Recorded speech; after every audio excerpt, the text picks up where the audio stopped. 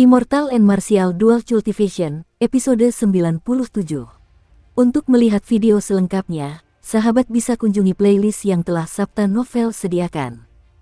Yuk mari, kita berimajinasi bersama dan masuk ke alur ceritanya.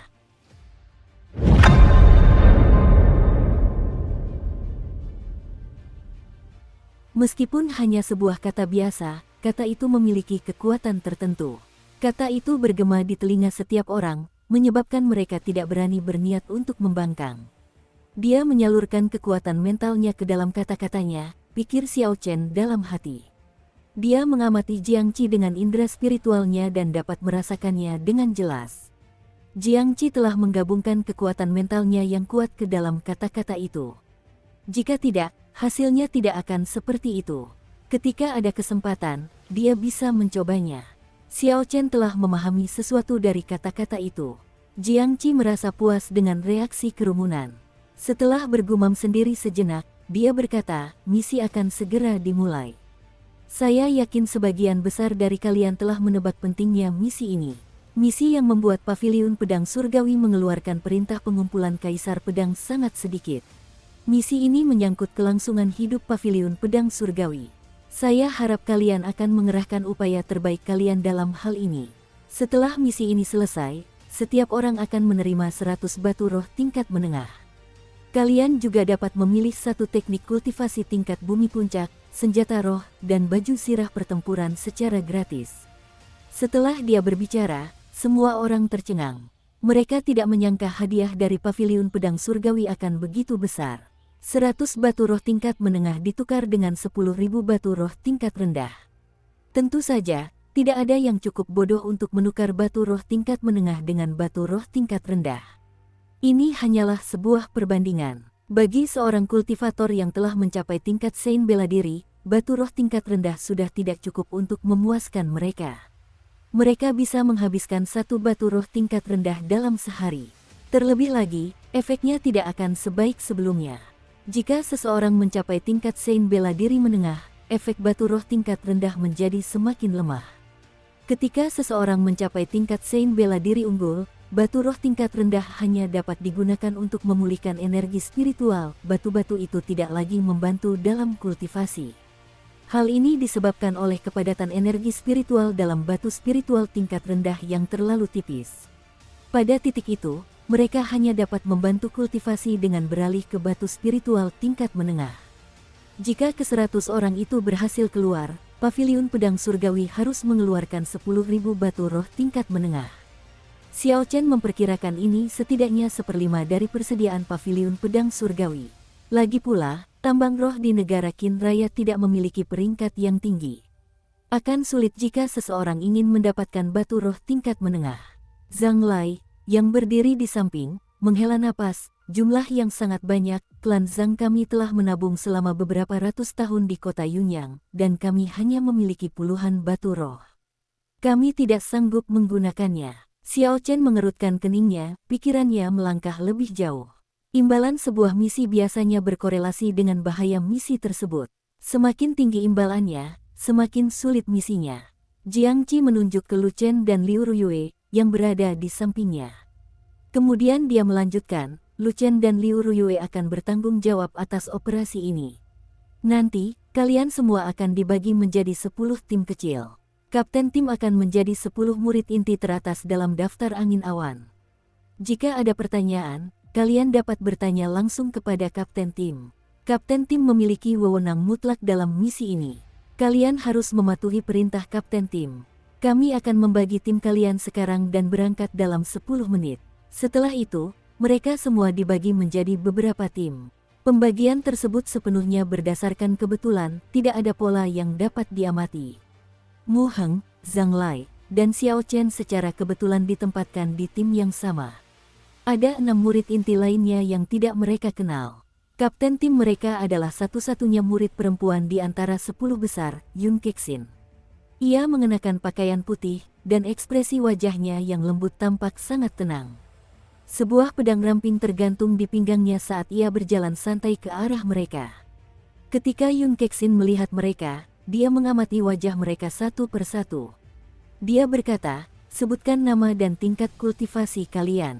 Laporkan kekuatan dan atribut roh bela diri kalian. Kita akan mulai dari kalian. Yun Kexin menunjuk ke arah Xiao Chen. Xiao Chen berpikir sejenak sebelum berkata, Puncak King Yun, Ye Chen. Sein bela diri tingkat rendah. Kekuatanku adalah teknik gerakan dan teknik pedang Ling Yun. Atribut roh bela diriku adalah petir. Ketika Xiao Chen mengatakan atribut roh bela dirinya adalah petir, tatapan aneh muncul di mata tenang Yun Kexin. Tatapannya tertuju pada wajah Xiao Chen. Kemudian yang lain melanjutkan, Puncak Bei Chen, Mu Heng. Guru tingkat bela diri tingkat rendah puncak. Saya ahli dalam pertahanan. Atribut roh bela diri saya adalah kayu. Puncak Tianyu, Zhang Lai. Sein bela diri tingkat rendah. Aku tidak memiliki kekuatan khusus. Atribut roh bela diriku adalah angin. Puncak Qianduan, Gao Xiang. Sein bela diri tingkat menengah. Spesialisasi saya adalah serangan. Atribut roh bela diri saya adalah api. Setelah ke-9 orang itu memperkenalkan diri, mereka semua memiliki pemahaman yang cukup baik satu sama lain. Yun Kexin mengangguk sedikit dan menunjuk ke arah Xiao Chen, mulai sekarang, kamu adalah wakil kapten tim ini.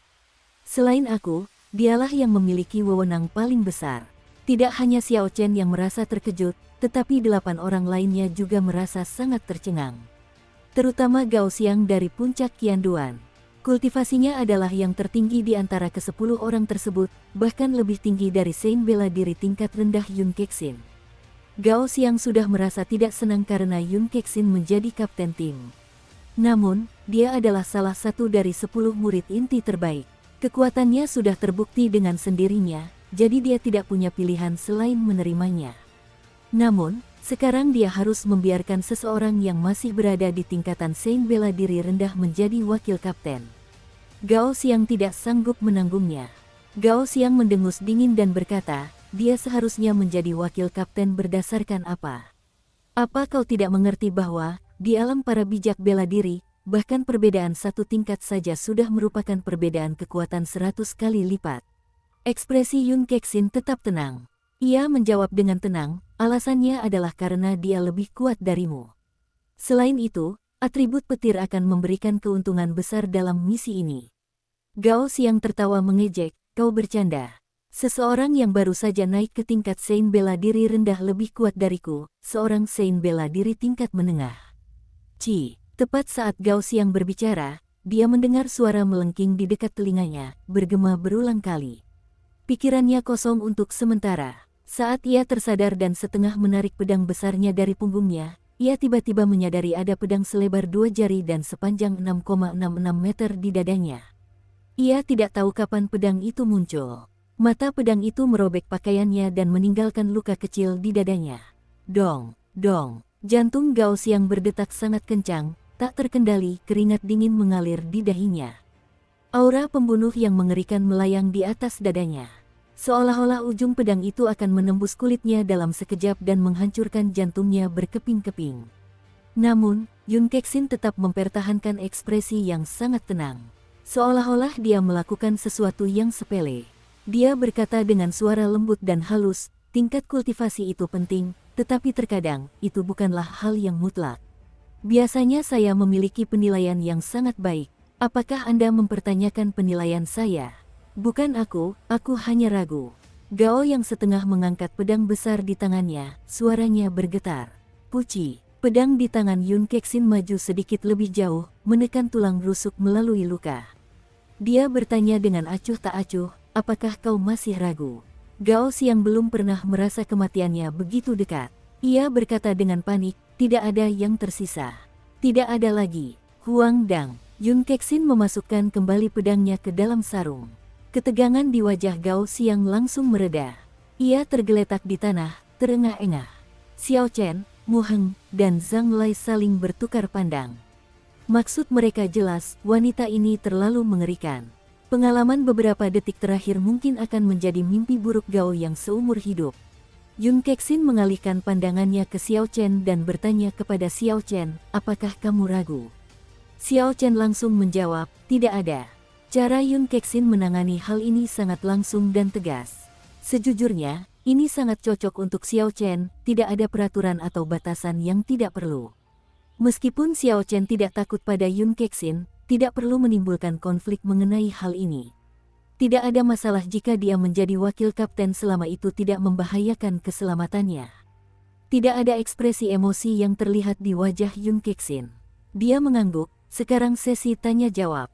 Kalian hanya punya 5 menit buat pertanyaan kalian ringkas. Hal yang sama terjadi pada tim-tim lain. 10 murid inti menjelaskan isi misi kepada yang lain. Mungkin karena tindakan Yun Kexin sebelumnya mengejutkan yang lain, maka terjadi keheningan yang canggung. Xiao Chen menyusun pikirannya dan bertanya, apa detail misinya?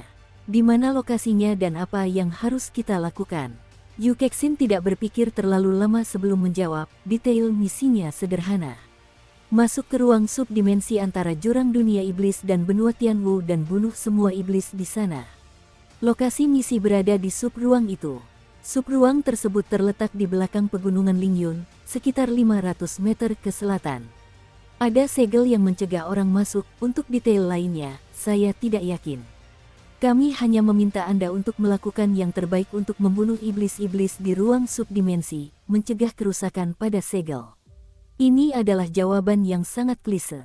Ketika semua orang mendengarnya, mereka merasa cemas. Mereka perlu membunuh semua iblis di ruang subdimensi, bagaimana mungkin itu mudah? Ketika Zhang Lai melihat Yun Kexin tampak mudah didekati, dia segera bertanya, bagaimana kita menghitung imbalan dari misi ini? Sejauh mana kita harus membunuh agar misi ini dianggap berhasil? Imbalan dari batu roh tingkat menengah sangat menarik bagi semua orang, bukan hanya Zhang Lai. Ketika Zhang Lai mengajukan pertanyaan ini, bahkan Gao Xiang pun mendengarkan dengan saksama. Lagi pula, semua orang tahu paviliun pedang surgawi itu tidak bodoh. Mereka tidak akan memberi Anda batu roh, teknik rahasia, atau senjata roh hanya karena berjalan-jalan di ruang subdimensi sebelum keluar. Pasti ada standar tertentu. Jawaban Yun Kexin tidak mengecewakan siapapun. Dia melanjutkan, syarat dan ketentuannya bersifat pribadi. Setiap orang harus membunuh setidaknya 20 iblis. Setelah membunuh iblis-iblis itu, akan ada inti iblis. Kalian hanya perlu menyerahkan 20 inti iblis. Jika kalian melebihi jumlah itu, akan ada hadiah tambahan. Catatan TL, saya yakin inti iblis Mo He berbeda dengan inti iblis Yao He dari ujian hutan suram. Demikian pula, binatang iblis berbeda dari iblis, menurut saya. Ringkasan singkat, binatang iblis adalah binatang roh yang dirusak oleh ki iblis. Seorang murid perempuan dari puncak Gangyu bertanya, kapan misi ini akan berakhir? Berapa lama akan berlangsung? Bisakah kita keluar begitu kita berhasil? Yun Kexin mengangkat kepalanya untuk memandang matahari sejenak. Dukung terus channel YouTube Sabta Novel. Kemudian, dia menundukkan kepalanya dan menjawab, 5 menit telah berlalu. Saya tidak akan menjawab pertanyaan lagi untuk saat ini. Dia benar-benar menghitung waktunya dengan tepat. Xiao Chen telah menghitung dalam hatinya, tepat 5 menit. Setelah itu, suasana menjadi lebih muram. Dengan Yun Kexin di sana, tidak ada yang berani mengajukan pertanyaan lagi. Susunan majelis tetua cukup bagus. Setiap 10 orang akan memiliki seorang kapten tim. Kapten tim akan menjelaskan misi kepada ke-10 orang tersebut. Ini akan menghemat banyak waktu. Jika tidak, jika tetua pertama harus menjelaskan semuanya satu persatu, lalu menjawab ratusan pertanyaan, mungkin akan memakan waktu setengah hari. Hasilnya cukup bagus. Gemuruh. Tiba-tiba langit di atas lapangan latihan menjadi gelap. Terdengar suara gemuruh yang keras. Kerumunan mengangkat kepala mereka dan melihat beberapa binatang roh tipe burung yang sangat besar. Saat mereka membentangkan sayapnya, jangkauannya mencapai 100 meter. Ketika hewan roh terbang bersama, mereka menutupi seluruh langit. Ini adalah hewan roh penjaga paviliun pedang surgawi, burung nasar angin surgawi. Mereka adalah penguasa hewan roh terbang tingkat 6. Aku tidak menyangka mereka semua akan muncul, kata semua orang dengan terkejut saat mereka mengenali hewan roh tersebut. Burung nasar angin surgawi yang besar itu menciptakan angin yang sangat kencang. Mereka berputar-putar sebelum mendarat di lapangan latihan. Yun Kexin memanggil tim dan segera menuju ke salah satu burung nasar angin surgawi. Semua orang segera mengikutinya. Burung nasar angin surgawi yang besar itu menyerupai elang ekor merah dari bumi. Bulu punggungnya berwarna coklat muda, dan bagian perutnya lebih terang. Bulu ekornya berwarna coklat kemerahan. Namun, di kedua ujung sayapnya terdapat cakar yang tajam. Cakar tersebut sangat tajam dan memiliki kait terbalik. Ketika membentangkan sayapnya, ia dapat menutupi area seluas beberapa ratus meter persegi. Di leher burung nasar angin surgawi, terdapat seorang lelaki tua dengan kulit gelap. Dia adalah kusir burung nasar angin surgawi. Xiao Chen dan yang lainnya berjalan mendekat. Lelaki tua itu menghentakkan kakinya di punggung burung nasar angin surgawi.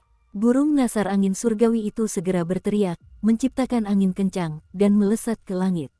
Angin kencang bertiup dari kedua sisi, dan beberapa murid inti yang lebih lemah hampir terhempas. Mereka terkejut. Tetua kedua aula utama paviliun pedang surgawi menyaksikan banyak burung nasar angin surgawi terbang pergi.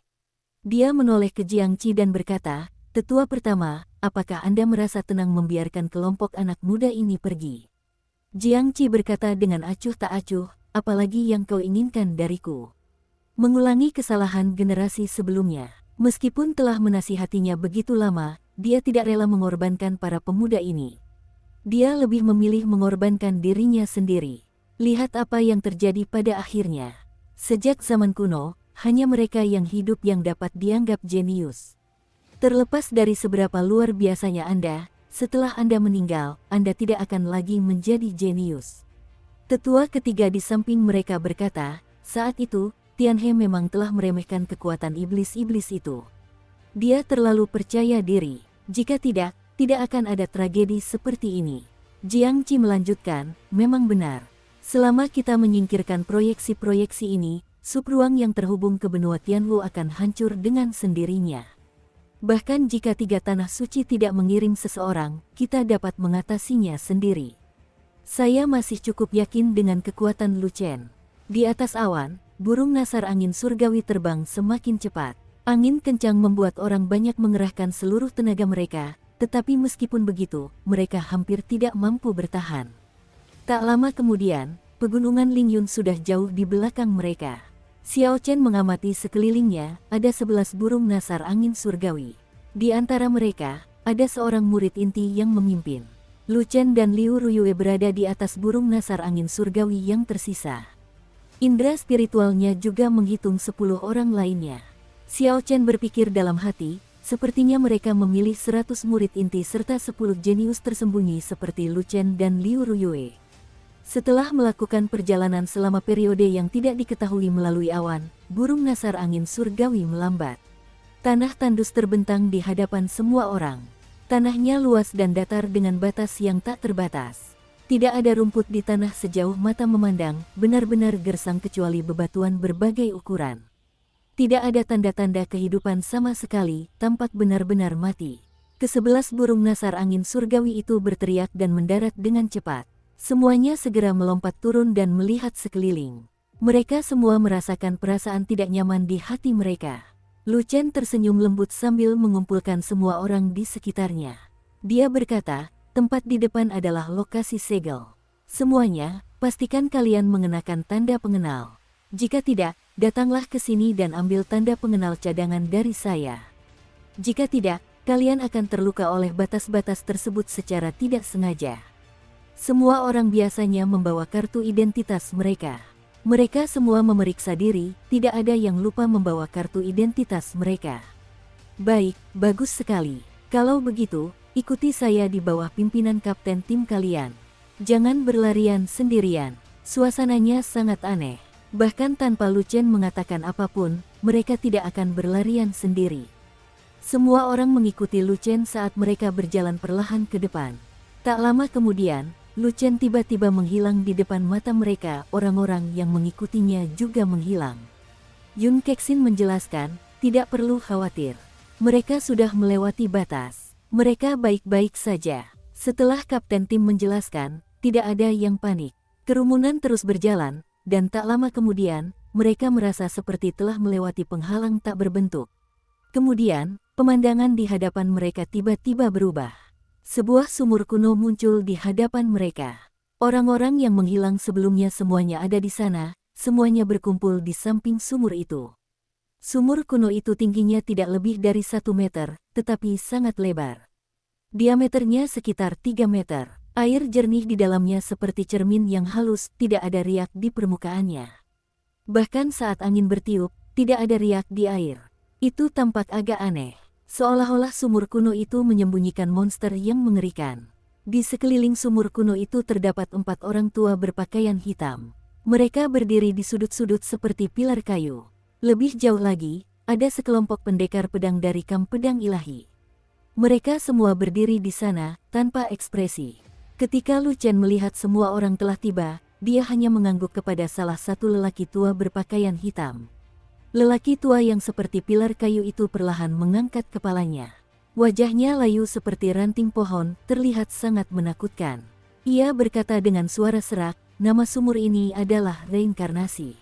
Mereka yang usia tulangnya lebih dari 24 tahun harus segera pergi. Jika tidak, kalian akan dikirim ke ruang yang tidak dikenal. Lu Chen berkata, "Senior, kami telah memeriksa semua usia tulang mereka. Angkanya juga tepat, Anda bisa tenang." Pria tua itu melirik Lu Chen. Senyum pahit muncul di wajahnya yang keriput saat dia berkata, "Aku kenal ayahmu." Mereka benar-benar pengecut, mereka bahkan tidak punya nyali untuk datang ke sini.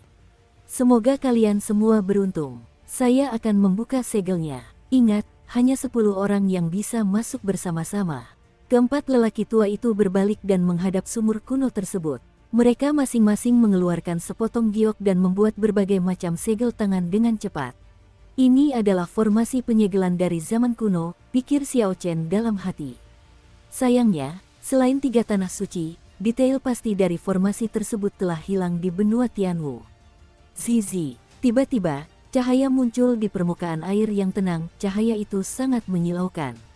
Air yang tenang mulai bergejolak. Sebuah pusaran air besar perlahan muncul di permukaan air. Pusat pusaran air itu adalah lubang hitam tak terbatas. Tidak diketahui kemana arahnya. Ketika Lu Chen melihat situasi tersebut, dia segera berkata dengan cemas, "Murongcong, turunkan timmu dulu.